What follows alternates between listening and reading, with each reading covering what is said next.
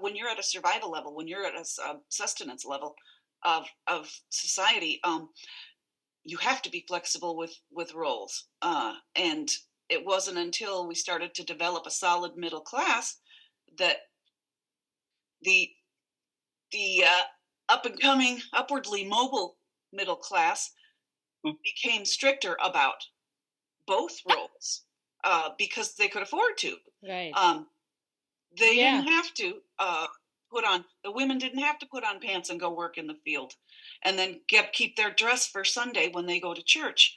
But that was my grandma's life, and she was born in 1903. She was born in the wilderness, and some of her neighbors didn't know she was a girl until they realized she wasn't joining in the pissing contests with her brothers. Because they were all 14 kids were out there doing the same work, dressing the same. Uh, but that's how they built this, tri-state ranch and this great business, um, and that's how you build wealth. But when you don't have the wealth, the men have to learn to cook. The men have to. If you lose your wife, somebody's got to cook for the kids. You lose your husband, somebody has to keep a roof over the head. So when you're less prosperous, you have to be more flexible with outward gender roles.